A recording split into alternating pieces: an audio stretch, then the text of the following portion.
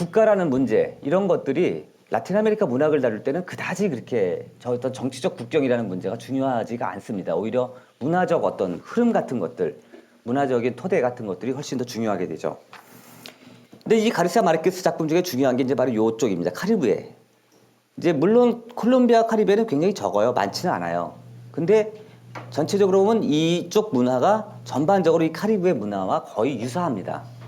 그리고 이제 보고타 문화하고는 굉장히 다르고요. 그러면서 이제 이쪽은 여러 인종과 문화가 뒤섞인 곳입니다.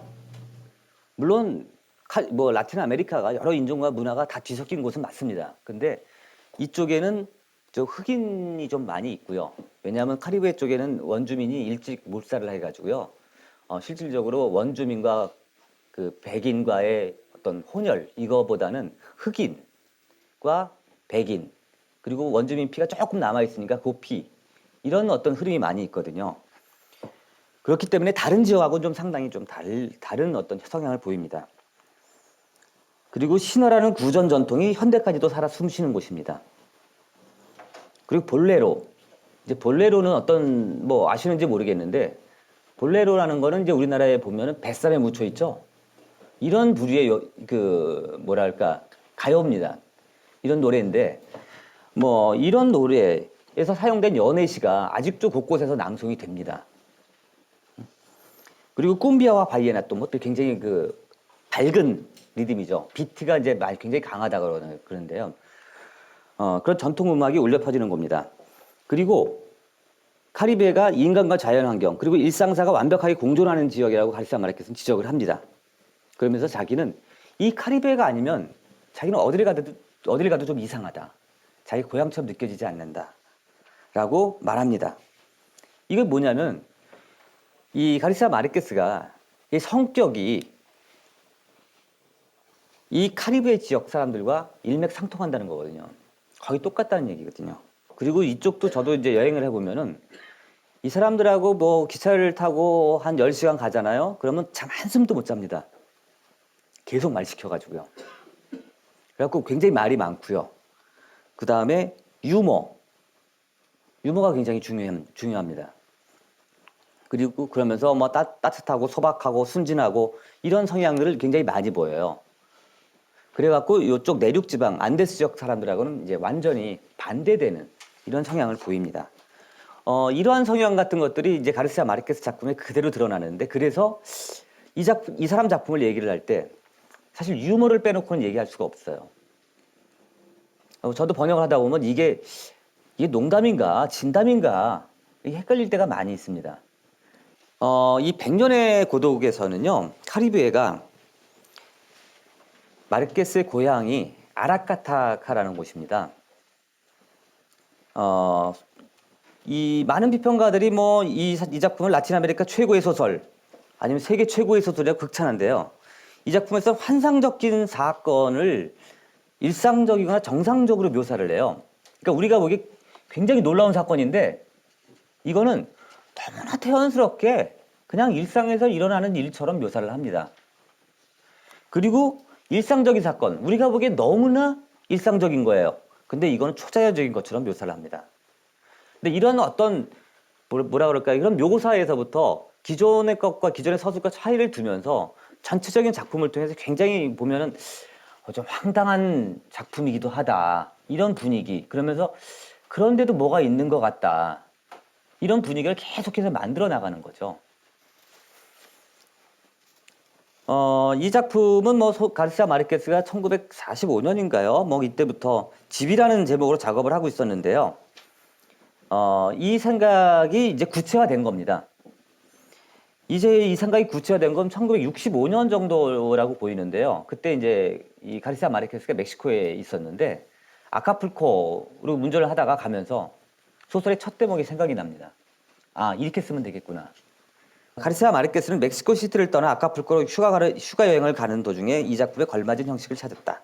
그 전까지는 세부적인 사항들만 점검하고 있었는데 그는 얼음을 보여주러 데려갔던 외할아버지 니콜라스 마르케스의 귀신 이야기로 매일 오후를 즐겁게 해줬던 외할머니 트랑킬리나 이거라는 영향을 받았다고 언급한다. 이게 뭐냐면요. 결과적으로 보면 옛날 이야기를 우리가 여기 보니까 그 연령대가 굉장히 다양하신데 나이 드신 분들은 아마 기억하실 거예요. 예전에 잠이 안 오고 그럴 때는 왜 할머니나 외할머니 무릎에 앉아가지고 할머니 옛날 얘기 들려줘 하다 보면 옛날 얘기 들으면서 잠을 잤거든요. 이제 가르시아 마르케스도 바로 그 세대란 말이에요.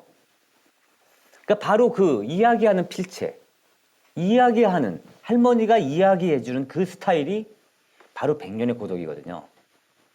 그래서 이 가르시아 마르케스 작품을 보면은요, 이 끝없이 일화로 연결돼 있어요. 뭔가를 나가다가도 뭐 갑자기 이상한 사건이 일어나면서 이야기가 중심으로 돼가지고, 그러니까 소위 아라비안 나이트, 천일 야화 스타일로 이야기를 계속 일화 중심으로 이루어졌어요. 그러니까 어느 사건을 중심으로 큰 사건이 나와가지고 거기에 조그맣게 거기에 주인공들이 들어가는 것이 아니고 조그만 일화가 계속 엮어 나가면서 큰 사건으로 발전하는 이런 경향을 띠거든요. 그러면서 이제 바로 이런 옛 이야기의 전통을 되살린 게 소설을 죽음에서 구해낸. 그러니까 뭐 보면은 가장 뭐 그 문학사상사인가요? 이쪽 판본을 보면은 그 쿤데라가 어떻게 이 책을 꽂아놓고 문학의 죽음을 이야기하는지 이해가 되지 않는다. 뭐 이런 얘기를 쓰는데 바로 이게 옛날 이야기, 할머니가 이야기해주던 그러한 스타일을 회복한 거거든요. 그래서 백년의 고독은 정말 읽어보면은, 그러니까 원문은 읽어보면은 이야기해주는 스타일이에요. 이게 가르시아 마르케스가 책품을 처음 시작을 할 때 보면 자기 아버지가 집시들이 가져온 얼음을 보여주러 간 대목을 떠올려요. 총살대 앞에서. 그런데 자기가 죽기 직전에 이 얼음을 떠올린다. 참 안 맞거든요.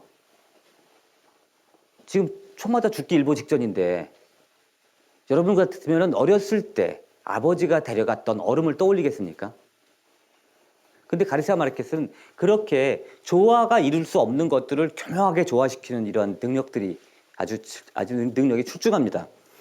근데 이걸 보여주더라고요. 그러면서 여기 보니까 가르시아 마르케스가 보낸 이 얼음 상자예요. 이게 닫혀 있었어요. 근데 열으니까 파란 불빛에 얼음이 꽝꽝 얼어 있는 거예요. 이 집시들이 갖고 다녔던 얼음 상자인 거예요. 근데 그걸 보는 순간 저도 그래요. 아, 이 정도면은 충격적일 만하다. 이게 어떻게 보면 완전 유령 같기도 하고요. 아주 까만 데서 이렇게 보면 파란 불빛이 쭉 새어 나오는데 아주 유령 같기도 하고 어떻게 보면 굉장히 신기하기도 하고 그래요. 그런 어떤 아우라가. 이것을 보여준 이유는 이제 백년의 고독을 이해하는데 이게 가르시아 마르케스의 문제가 뭐냐면 이 작품을 읽는데 거짓말 같아요. 근데 거짓말 같은 건 진짜고요. 진짜 같은 거 있죠. 진짜 같은 건 거짓말이에요.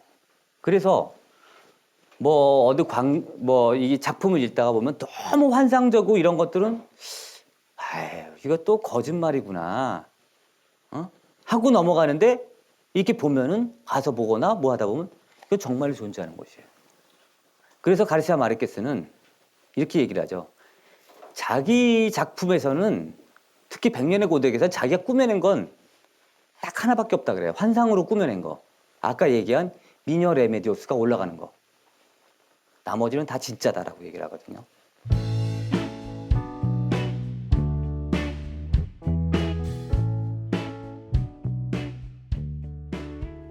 항상 뭐 따라 나오는 말이 있습니다. 마수적 사실주의. 근데 도대체 마수적 사실주의가 뭐냐? 뭐가 마술이고 뭐가 사실이고 뭐 마술하고 사실은 같이 들어갈 수 없는 단어 아니겠습니까? 가르시아 마르케스는 이렇게 말합니다. 상상은 예술가들이 자신이 살고 있는 현실을 출발점으로 삼아 새로운 현실을 만들어내는 특별한 능력이라고 생각한다. 게다가 나는 이것만이 유일하게 가치 있는 예술 창작이라고 믿는다. 그러면서 말하는 게 사실 라틴 아메리카와 카리브해 예술가들은 별로 고안할 만한 것이 없었다. 오히려 그들의 문제는 인위적인 고안과는 정반대로 그들의 현실을 어떻게 믿게 만드느냐 하는 것이었다. 자, 자기들은 정말 서양의 눈으로 봤을 때는 이해할 수 없는 현실이 벌어진단 말이에요. 자, 그걸 그대로 썼다가는 저쪽에서 믿지를 않는단 말이에요, 다른 사람들이. 그러면 어떻게 해야 그걸 믿게 만드느냐. 이 서술 방법이 중요했다는 거죠. 그래서 나는 이렇게 고백한다. 나는 카리브해에서 태어나 카리브해에서 자랐다. 그래서 나는 현실보다 더 과공할 만한 걸 떠올릴 수도 없었고 점점점 하면서 내가 가장 멀리 도달할 수 있었던 것은 기껏해야 시적 영감을 가지고 그런 현실을 문학작품 속에 옮긴 거다. 내 책 중에서 단 한 줄도 그곳에서 일어났던 실제 현실에 기반을 두지 않은 것은 없다. 자, 이렇게 얘기를 하면은 아마 여러분들이 100년의 고독 읽으면서 이거 참 거짓말이다. 응? 생각했던 것들이 있는데 그러면 그게 정말 진짜 현실이란 건가? 대부분의 사람들은 그걸 다 가르시아 마르케스가 꾸며냈다고 생각을 할 거란 말이에요. 그런데 이 작가는 자기는 꾸며낸 게 없다고 얘기를 해요. 물론 이 말도 거짓말일 수 있죠. 근데 여기서 보면 어쨌거나 두 가지 태도가 드러나요. 미국과 유럽 비평가들은 마술적 사실주의라는 모순적 단어의 결합에 착안해서 사실주의와 환상의 혼합이다. 즉 경계가 없어졌다. 어떻게 보면 보르헤스에서 그런 것들이 이제 많이 나타나거든요. 근데 가르시아 마르케스는 자, 환상과 현실, 이 경계가 없어진 게 아니라 현실에 집착해요. 이 사람은. 그에게 마술적 사실주의는 환상적이가 심리적 요소를 포함하지 않으며 몽환문학도 아니다. 단지 그를 에워싼 세계에서 신비스러움을 발견하는 일종의 현실에 대한 태도라는 거죠. 자, 이 두 가지 태도를 하나로 종합하거나 아니면 이제 가르시아 마르케스 말에 좀 더 주안점을 두면요. 방점을 좀 찍게 되면 과연 마술적 사실주의가 뭔가 하고 봤을 때 종래의 사실주의가 지닌 현실의 좁은 차원에서 벗어나 현실을 보다 폭넓게 이해하고자 한다는 거거든요. 즉 현실이라는 게 뭐냐면 눈에 보여야 현실인데 여기는 눈에 안 보여도 우리가 굳게 믿고 있으면 현실이 되기 때문에 그것이 현실이다. 라면서 어떻게 보면 현실에 대한 지평을 확장하는 거라고 보여요. 그러면서 가르시아 마르케스는 이렇게 얘기합니다. 이성주의자들과 스탈린주의자들이 항상 강요했던 현실의 한계를 극복해서 보다 광범위하고 다채로운 라틴 아메리카 현실을 다룹니다. 이렇듯 가르시아 마르케스 작품 속에서 환상성은 대부분 라틴 아메리카인들의 산 경험인 현실에서 유래합니다. 그리고 이러한 경험을 바탕으로 마술적 사실주의라는 문학 양식이 이루어지는데 어떻게 보면 가르시아 마르케스는 마술적 사실주의라는 말을 안 써요. 그냥 사실주의죠. 일반적으로 다음과 같습니다. 세밀한 묘사를 통해 현실과 유사한 허구 세계를 창조합니다. 이것은 마술적 사실주의가 사실주의 계승이자 부활임을 의미하죠. 그런데 전통적인 미메시스 역할에서 해방돼서 자유롭게 현실을 그린다는 거죠. 이것은 특히 역사적 사건을 독특한 방식으로 재창조하는 것과 관련을 맺는데요. 주로 공식적으로 억압받은 역사적 사건들을 서술할 때 많이 사용됩니다. 두 번째 보면은 작품 속에 우리가 알고 있는 우주의 법칙으로 설명할 수 없는 마술적 요인들이 등장합니다. 그리고 마술적인 일들이 작품에서 실제로 발생을 해요. 이런 마술이 일반적인 인과관계를 붕괴시키면서 우리가 기존에 알던 현실은 놀라운 것이 되거나 심지어는 터무니없고 우스꽝스러워진 것이 됩니다. 기존의 어떤 과학적 합리주의에 익숙한 독자는 이것을 그대로 받아들이지 못하는 경향이 많아요. 가장 큰 이유는 사건을 등장인물의 환상인지 아니면 기적인지 혹은 서술자의 과장인지 도대체 어떻게 이해할 것인지를 모르기 때문에 그런 거죠. 그리고 마술적 사실은 기존 사실주의 시간, 공간, 정체성에 의문을 던집니다. 4년 11개월 2일 동안 내리는 비. 그러니까 가르시아 마르케스의 특징은 과장할 때, 거짓말할 때는 아주 정확하게 얘기해요. 가령 4년 11개월 2일 2시간 20분 22초 예를 들어 이렇게 얘기를 해요. 근데 아주 정확한 거는 그냥 뭉뚱그리고 넘어갑니다. 왜 그러냐니까 거짓말할 때는 정확하게 해야 되잖아요. 그래서 굉장히 정확한 부분은 가르시아 마르케스 100년의 고독을 딱 굉장히 정확한 부분은 이게 좀 의심스럽다. 이렇게 생각하시면 되고요. 대충 넘어가는 부분은 이거는 여기는 정확한 것 같은데 그러니까 거꾸로 계속해서 그렇게 읽으시면은 아마 재밌게 읽으시지 않을까 생각이 듭니다. 그러면서 마술적 사실주의는 역사주의가 추구하는 역사성과도 이제 많이 깊은 관련을 맺게 됩니다. 왜냐하면 역사성 같은 거, 특히 숨겨진 것들 같은 건 만들어내야 되니까 결국. 그러니까 허구에 대한 수치스러운 금지주의인 것과는 달리 마음껏 상상력을 분출하는 마술적 사실주의는 이성 중심적 사실주의를 극복하고 전복하는 거다라고 말할 수 있습니다. 그러면서 전통적 사실주의를 전복시키는 것이 아니고 오히려 보완하고 보충해 주는 게 아닐까, 이렇게 저는 생각을 해봅니다.